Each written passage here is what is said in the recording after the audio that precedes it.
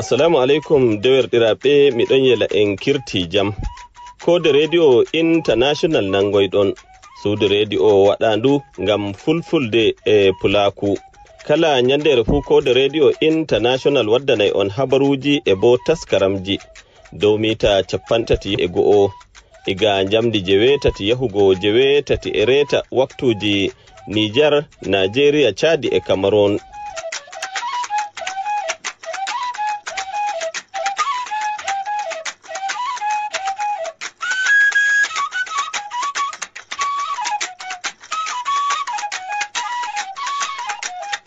wondiɗɗiraɓe heɗitotoɓe on calminama e on ñaganama duwawu mi yila on kirti jam to gonɗon fo kikiɗere tati lewru mboy ko mi wiya lewru tatabru hitande ujunnaji ɗiɗi e nogas e nayyi koɗo yaada bo be nogas e ɗiɗi wayro sumay hitande ujunere temeɗɗe nayyi e capanɗe nayyi e joyi ɗum wakkatire nde kubaruji duniyaru nder yontere ndatitode kubaruji majum komin taskañon.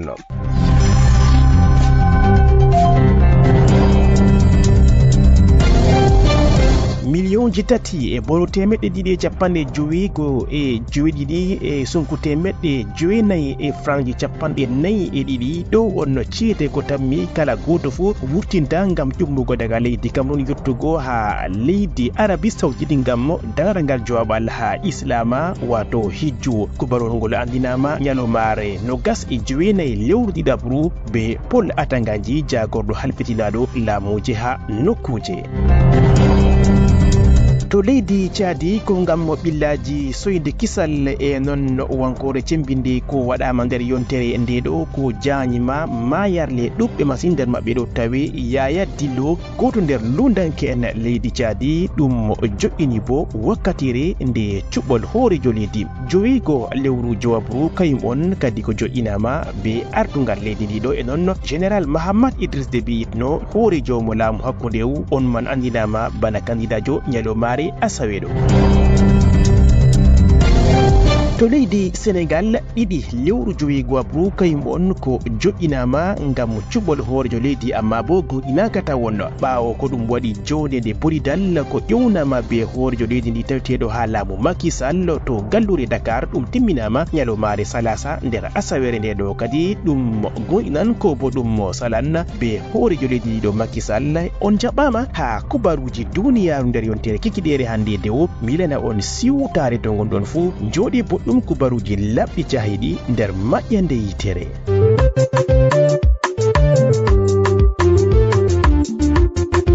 keɗite kode radio international ngam nango kubaruji belɗi e taskaramji fere ngam ta on daɗe.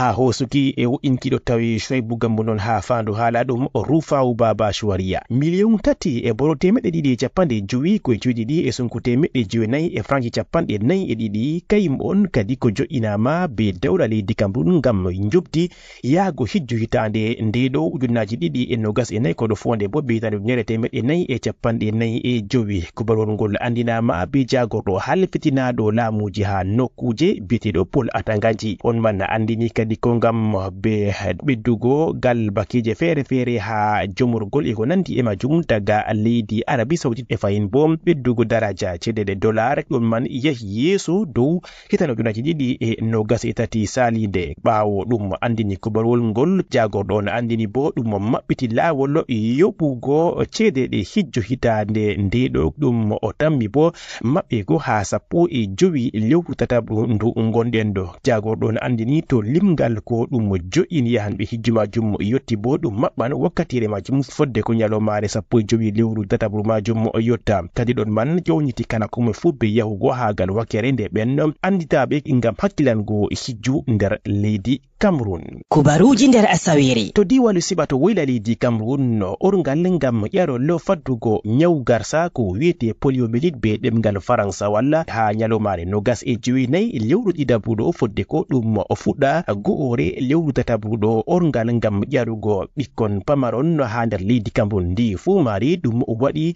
jonde mapindiri ha sallu njamu ɓandu nder diwalu siɓa to woyla dow ardungal Evariste Zoa Atangana bindowo ha babal ngal akuude gouverneur jo diwallo Sebato Wayla on majum hawti kadi kuuɗiɗiraɓe ɓe jamu ɓandu e non bo gal wakkere nde ardiɓe feere feere ha bo ɗum holla taskaramji ɗi orgal majum ko fuɗɗama daga go'ore lewru tataɓre nduɗo e non timminama hande tati lewru tataɓre nduɗo nder leydi Cameroun ndi fu maari ɓikkon keccon ha yetti bakin duuɓi 5 ɓe fu maɓɓe ɗum yeli jarugo ɓe ha nder nokkuje feere feere. Docteur Yaya Alaji Adam ardaniɗo ƴarol ha salndu jagogal suklaningal jamu ɓandu nder diwallu Sebato Wayla on majum mo ƴewniti kala akomoye fu ɓe yarugo ɓikkon markon ga en duuɓi 5 ha ɓe ƴaraɓe nder leydi Cameroun ndi fu maari bakin million gotel e ujune temeɗɗe jootati on ko ɗum yeli ƴarugo majum e fahin ujune 5 ɓikkon kon miɗay yo ƴarego ha nder nokkuje feere feere. Anniyaji bana ɗin be ñaw nguɗo ngu ñawdatake ɗum ñaw on kallungu bo ko ɗo waɗa bonondaji nder leyɗe duniyaru e non bo nder leydi Cameroun. Dabareji ko hosama ha yebre arandere nde ɗo ɗum yahugo ha ci'e kala komoye fu ɗum tappa damgal muɗum e non bo ha babe ɗe himɓe moftata bana ha julirɗe haykaliji luuɓe e ko nandi e majum. Kubaruji nder yontere joɗe nder diwalu Sebato Wayla leydi Cameroun majum be kubarul ngol mettugol yimɓe 13 on no soyi yonki nder maɓɓe bakin jowo laati ɗum ɓikkon ha fergande mutawa ko waɗama ha nastorde galluri Marwa lamorde diwalu Sebato Wayla ha nokkure wiyetende Carrefour Yonkole Kikiɗere 29 lewru ɗiɗaɓuɗo wato dedei jamdi 5:50 e gelle bana ko andinama gal wakkere nde ben tawaɓe ha wakkatire majum mutawa marga bakinno babe 19 ɗon no rondi himɓe ko yahanta 30 e gelle pinal gotal ha mota majum yeso Allah firti e non lañowo on soyi sembe muɗum ha layingo mota majum e mota man ƴummino bo daga nokkure wiyetende Minawawo nder jongore mayo Canaga nder diwalu Sebato Wayla bana ko andinama gal wakkere nde suklaniɓe kisal ɗum yaari bakin no 21 woɓɓe bo nawnaɓe ha saare ñawdigo hôpital régional gallure Marwa. Gouverneur jo diwal ngal biteɗo Mijiawa Bakari yalliri ha babe majum e bana ko ɗum laari mota majum nga hoosi bo himɓe ko ɓuringa sembe. To galluri Garwa lamurde diwal Wayla leydi Cameroun ɗum latino julde mapindire mawnde ɗo go'ore lewru tatabru jolurde mawnde nde pumpumre Garwa maɓɓitama ɓawo bakinno duuɓi ɗiɗi ko ɗum maɓɓino julirde nden mapindire nde gallure Garwa ujineje on julɓe ko yalɗiri ha wakkatire majum dow ƴewnandu laamiɗo Garwa mo Allah ɓangi daraja muɗum Ibrahim El Rashidine e non be hawtugo lamlamɓe feere feere wariɓe ha gallure Garwa ngam wakkati majum nder maɓɓe ɗo tawe laamiɗo Kano ɓoymajo laamiɗo Sanusi horejo mo tabitalla Apulaku jolirde gallure Garwa maɓɓitama arande jum ha hitande 1981 kadi ɗum maɓɓama no hande bakin duuɓi ɗiɗi ngam wo'ingo nde bana ko ƴewnama no be laamiɗo Garwa mo Allah bangi daraja muɗum Ibrahim El Rashidine be wallide ɓiɓɓe Garwa non bo julɓe ɗaɓɓitiɓe mbar jari ɗum waɗi kuuɗe majum mo cembiɗɗe hagal wakkere nde dawla leydi Cameroun ɗum jagorɗo halfitinaɗo laamuji ha nokkuje Paul Atanganji kayum on dari ha jayawri horejo leydi Cameroun walla bangi daraja muɗum Paul Biya. Kubaruji nder asawere ha diwal funange leydi Cameroun no kawtal nelaɓe ɓe tarde nde sobiraɓe leydi Cameroun ko wiyete Serak do ardungal biyeteɗo Minette Libonli Liken on majum on dari ha jayawri tada sare horejo leydi Cameroun madame Chantal Biya ɓen majum jalɗiri to gallure Garwa Boulay ngam waɗugo wallinde ha nder jonde ummatore kawte rewɓe derke'en e ko nandi e majum babe ɗe jamu ɓandu kayum on kadi ɗum waɗi dokke cembiɗɗe ha nder jongore nde lom e jerema ɗum waɗi bo jonde mapindire nde bolidal be derke'en no ha lycée bilen gallure Garwa Boulay ɓe gewtidi dow haala ñawciɓo ko wiyete sida non bo ñawji goɗɗi ko derke'en gidata hosugo gokinejum e ko nandi e majum ha wakkatire majum ɗum hokki bo dokke feere feere be ɓen jaabiɓe ƴammi kanduɗi ngam wallititgo be wodgo hakkilo ha fukaraɓe ɓen ɓe jangirde wiyetende lycée bilingue gallure Garwa Boulay. Kubaruji nder yontere haɓugo be soyde woɗugo kuuɗe non ñokkingo nyebbam e ko nandi e majum taskaram cembitka ko waɗama be jagorɗo halfitinaɗo ndelam e kuɓɓam leydi Cameroun ɗon majum hokki jawabuji cembiɗɗi daga nogasre yettugo nogasi tati lewru ɗiɗaɓru salindu nder gallure Yaoundé lamoɗo leydi Cameroun jagorɗo on on biteɗo Gaston Elundu e Somba waɗi taskaram mo cembitka masinno ngam ɗum o nanga kuje goɗɗe ko waɗete bila laaɓe ndam ha gal wakere nde nyebbam kutinirteɗam ha motaji e ko nandi e majum nder gallure Yaoundé non bo ha nokkuje feere feere. Brigade wa jembinga suklaninga gal wakere ɗon majum waɗi kuuɗe muɗum ɓe e nangi nyebbam ko yahanta litirji 29 e temeɗɗe jowi ɗo tawi 29 ɗum laati gal nyebbam biyeteɗam gasoil e non bo gal wakere nde kala jirbo ɗum bakinno litirji 7,000 kadi nyebbam ɗam fu majam ko nangama be ɓen suklaniɓe gal wakere nde kuuɗe jagorgal halfitinangal nde lam e kuɓam sippanama ha ummatore be koyɗum.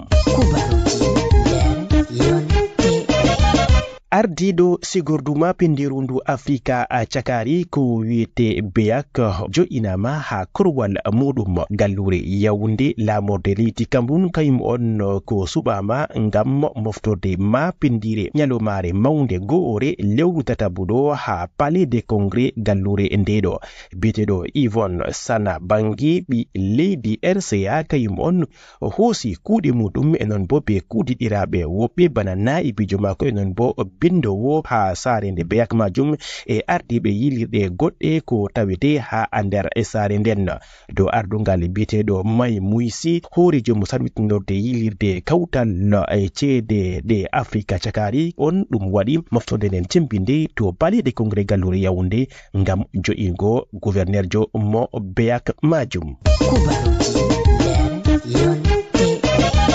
Ha diwallo cakari leydi Cameroun majum ni winditigo e windugo inde ha dow ɗereji ɗi cuɓi rewɓe mbatanama hakkilo nder waɗugo taskaramji cembiɗi ha yelwataji ɗi nyalomare nde rewɓe 8 lewru tatabru gonɗen ɗo nyalomare alhamisa 29 lewru ɗiɗabru ha daldal julde fuu on kadi ɗum waɗi moftorde cembinde masine be rewɓe taweteɓe ha ton ɓe ƴewniti e rewɓe kala kome fuu yettuɗo ha duuɓi ɗi cuɓi ɓe windugo inɗe muɗum ha ɗereji ɗi cuɓi ɓe hoosugo konngol cembingol debbo an fu cuɓol maɗa ɗum mari sembe anniyaji ɗin ko waɗama ngam windugo bakin temeɗɗe jowo rewɓe ha fu majum ɗum hawti ummatore ɗuunde be wallinde nde jagorgal halfitinangal rewɓe e jonde iyaluji be wallinde élection Cameroun e ONUFAM. Kubaruji nder Asaweri. Sekugu gite ngam ittugo nyaw wiyetengu glaucome ɗum waɗi taskaram cembitka ha CHU gallure Yaoundé ɗum laati wakkatire mapindire ngam wallitidgo yidanɓe be ɓillaji ɗi nyaw glaucome majum ha nder leydi Cameroun. 25 lewru ɗiɗabru salindu on kadi ɗum waɗi on ngal cembingal machine be wallinde sandu mapindire ɗum suklanta haɓugo be nyaw gite nder leydi Cameroun ɗum laati bo be wallinde e woɓɓe lokotore en cembiɓe wariɓe daga leydi Suisse nder maɓɓe ɗo tawe professeur André Mermoud kayum on laati arandejo be jo'ingo ceggol gite ngam ittugo nyaw glaucome ha nder leyɗe duniyaru ha sare nyawdigo CHU gallure Yaoundé majum ɗum seki bakin himɓe 45 kala nyalomare fu e bo ɗum timminama 25 lewru ɗiɗabru majum. Kubaruji nder yontere nyalomare nde leyɗe duniyaru ko wolwanta ɗemgal musinangal ɗum timminama e yelwataji muɗum 25 ko ɗum ɗo waɗe nyalomare nden jagorɗo halfitinaɗo jangirle pamare professeur Laurent Serge Etundingowa on man on kadi addani moftorde cembinde nyalomare salasa ha Palais polyvalent des sports gallure Yaoundé lamorde leydi Cameroun ngam yelwataji asawere 25 nde nyalomare leyɗe duniyaru ko wolwanta haala ɗemgal musinangal ha nder taskaramji yelwataji ɗin ɗum waɗi gemi pijirle gamarle e ko nandi e majum be sembiɗingo ɗemɗe musinade ɗe leydi Cameroun bana e wondo Douala fulfulde malla bo gomala e ko nandi e majum ton tiftori bo kadi nyalomare 20 lewru ɗiɗabru kala hitande fu leyɗe duniyaru ɗo dara ngam waɗugo nyalomare nde ɗemgal musinangal.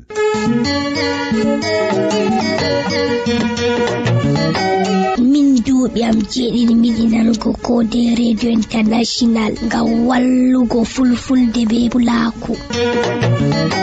Kala wakkati fu dede jamdi jutati yago jutati reta jemma agogo Nigeria, Cameroon, Niger enanta Chadi min ɗon gondi e Kode Radio International. Non bo jamdi jeeɗiɗi je UTC yago jeeɗiɗi e reta.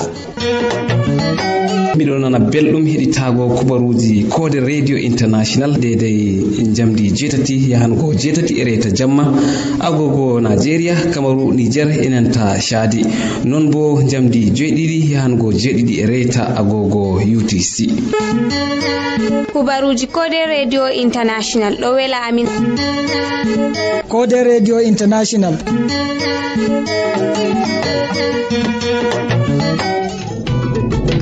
Kubaruji nder yontere.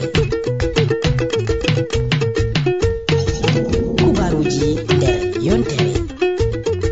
On keɗita kubaruji duniyaru nder yontere on gettama e watango amin hakkilo dillen ha kubaruji leyɗe duniyaru. Puɗɗiren be kubaruji ko sali ha leydi Chadi nder yontere nde ɗo ɗum waɗi mayarle to gallure jammina ɓawo haɗaru jemmare salasa ha fina alarba ha sa'are nde suklanta kisal leydi ndiɗo to gallure jammina. Woɓɓe jogiɓe balmi yehi kippiɗi nokkure nde ɗo be bindigaji banko andinama nder patakewol dawla leydi ndiɗo nyalomare alarba ɗum fondugo mbarugo hoorejo mo nyawodo towndu leydi ndiɗo biteɗo Samir Adam Annour. Amma hunde nden heɓai waɗego e soja en ɓe leydi ndiɗo ɓe kabdi kadi ɓe meedi ɓen jogiɓe balmi majum laati ɓe jambiya biteka PSF bana ko andinama gal bakeje laabi kubaruji fere nder leydi majum. Ha wakkatire majum ɗum waɗi mbar hoore nder maɓɓe ɗo tawe Yaya Dillo hoorejo mo jambiya majum ha nder andinamo dawla leydi Chadi majum. Ɗum andini bo woɓɓe bo nangama e woɓɓe bo ɗo ɗaɓɓite ha wakkatire nde ɗo ngam fondugo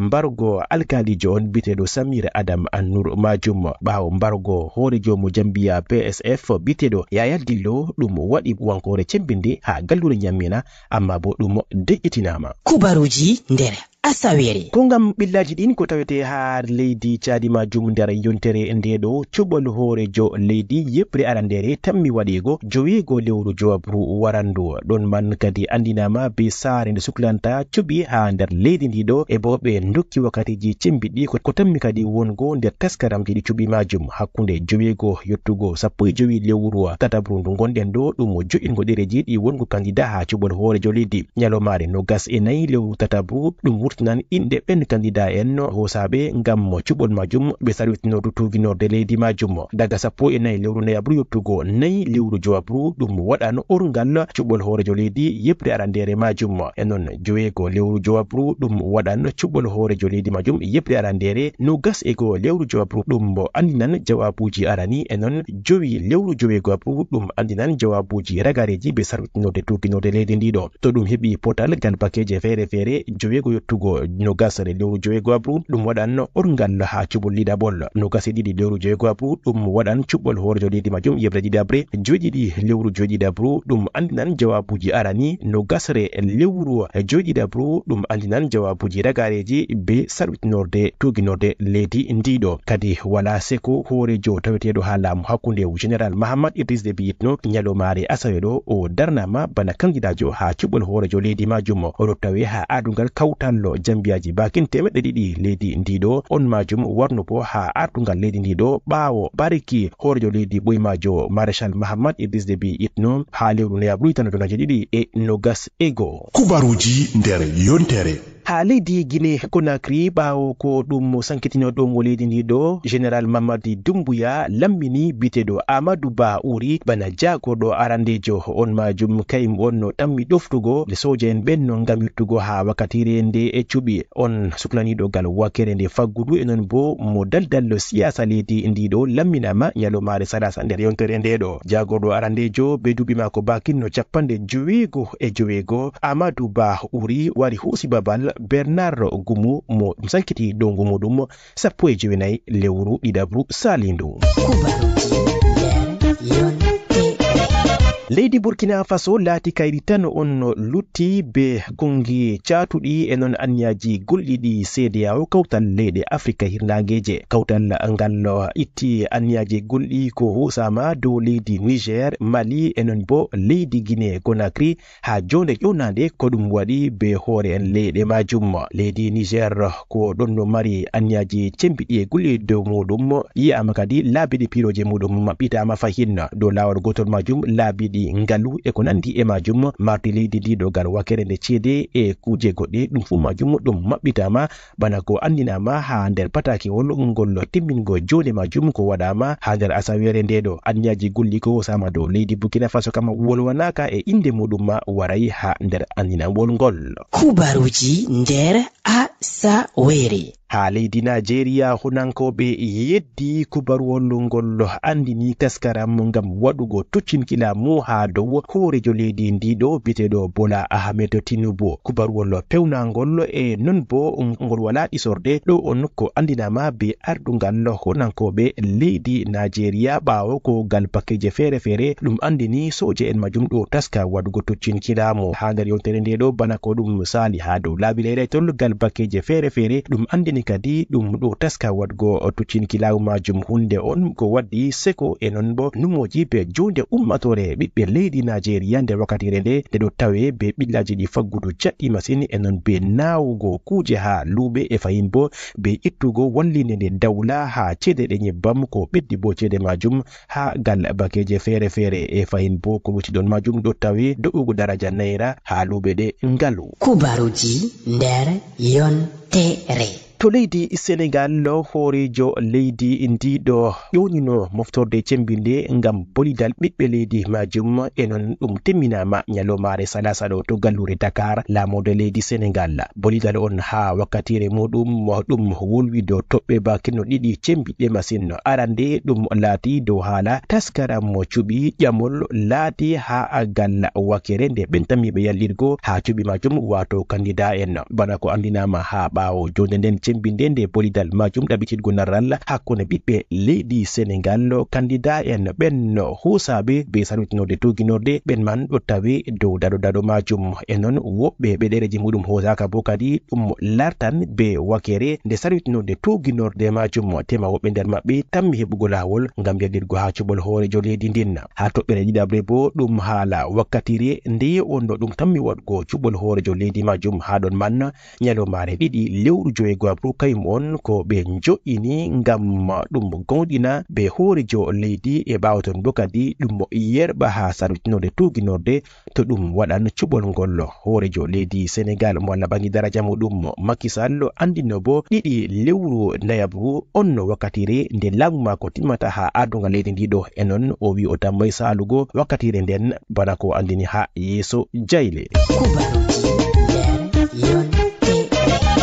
to leydi Tanzanie ɗum laati kubaruwol mettugol hoorejo leydi ndiɗo Samia Suluhu Hassan no andini mayde hoorejo leydi majum mo ɓoymajo biyeteɗo Ali Hassan mo woni marɗo bakin duuɓi 97 on majum mo mettini kadi kubaruwol ngol e non o fofani iyaluji hoorejo leydi ɓoymajo majum on man maynama kikiɗere mawde ɗo goore lewru tatabru ɓawo walugo nyaw cancer ha bumsuɗe hoorejo leydi ɓoymajo Ali Hassan mo woni yarama no ha saare nyawdigu to Londres leydi Ingila ha lewru 11 salindu fodde ko o wartire to leydi Tanzania to gallure Dar es Salaam ha o tokkitina hosugo leɗɗe nyawdigu mako on man latino hoorejo leydi hakkunde hitande 1995 yottugo hitande 1995 e non mo latino jagorɗo ha koromje feere feere e naybijo leydi ndiɗo leydi Tanzania waɗan bakin nyalle joɗiɗi ɗe suno e leppol tutawal muɗum jippinte ha nder nyalle joɗiɗi majum kubaruji nder yontere kubaruwol jurumgol fahinno amma ha leydi Nigeria ɗum mayde andaɗo nder leyɗi duniyaru be fijugo silmaji ɗi Nollywood biteɗo John Okafor andaɗo be inde Mr Ibu on man maynama be juɓi muɗum 52 ɓawo ko o sekama ha saare nyawdigo mayde nden waɗama kikiɗere ɗiɗi lewru tatabruɗo wato Kenya asaweɗo ngol gonɗinama be iyaluji mako ha nder silmaji ɗi Nollywood to on man waɗi wakkatire muɗum cimbinde masine be jalnare non bo be wawgo fijirde eɗon lortena nder leydi Cameroun amma na ɗum kubarwol mettugol ɗum laati kubarwol ngol de'itinta kala ko moye fuu kikiɗere mawde go'ore lewru tataɓuɗo kubaruji wanci dow laabi leyɗetol gal bakeje feere be andingo mayde hoorejo ɓoymajo mo gaffo Issa Hayatou kadi kubarwol ngol laati ɗum pewnagol ngol yeddama be iyaluji mako Issa Hayatou ɗo tawe be ngendam muɗum kubarwol ngol wanci dow laabi leyɗetol laati ɗum kubarwol pewnagol kubaruji nder yontere ngal wakkere nde coftal ɓalli majum nde en bolwi haala kaf bolwanen bo haala jagaji ɗi jayatake leydi Cameroun ha wakkatire nde ɗo jagaji ɗin ɗi ngala gaynako Rigobert Song-Bahana wonay fahin gaynako ko bo ardaniɗo yeɓre nde jagaji ɗi jayatake leydi Cameroun on man mo lamminamano ha lewru ɗiɗabru hitande 2022 ɓawo bakin duuɓi ɗiɗi wakkatire nde kuuɗe mako timminama eɗon bo kuɗiɗira e mako woɓɓe ɗon man be yigo soyde mboji ka ha jawabuji ɗi fijo tamde nde kosɗe dow ardungal mako jagorɗo halfitinaɗo coftal ɓalli Narcisse Moyle Kombi on man waɗi andinamol ko gonɗinama bo be feka foot dow ardungal Samuel Eto'o ɗum darni kuɗiɗiragu be Rigobert Song-Bahana hawtade bo be kuɗiɗiraɓe mako ha wakkatire nde ɗo jagaji ɗi jaratake ɗi leydi Cameroun wala gaynako e bo ɗum maɓɓiti lawol kadi be heɓugo gaynako goɗɗo.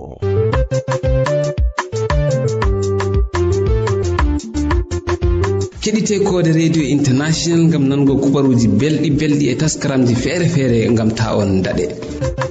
minon madiroɓe emin gondi be Code Radio. kubaruji Code Radio International ɗon famtina ɗon finditina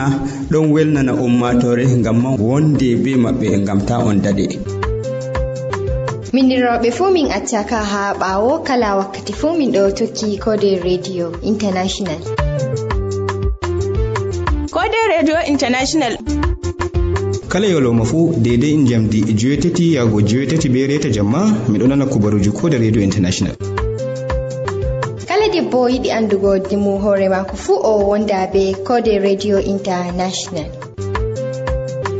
mino ka wala ko min poti min mbiya ay on arti on timmini Code Radio International kam sey yettore tan sey yettore Allah accu on Allah wallu on Allah hawtu hoore meɗen Allah wallu ɗemgal fulfulde be pulako.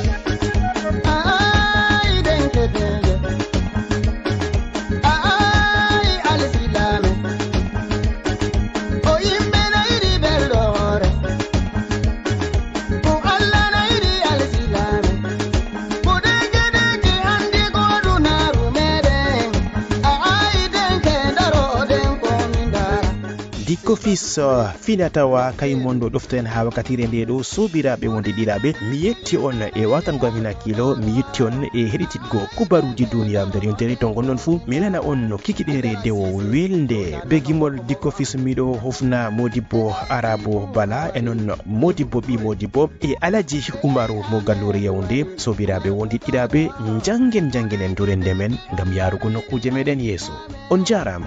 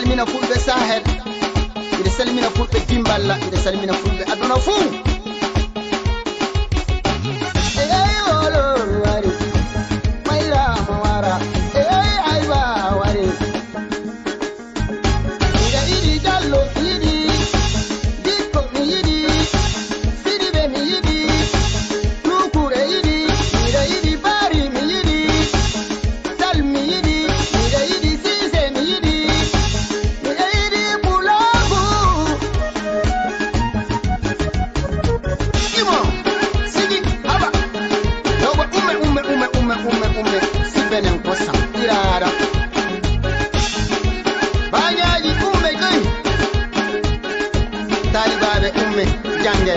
e momen sabu fiiɗo bonata soode koy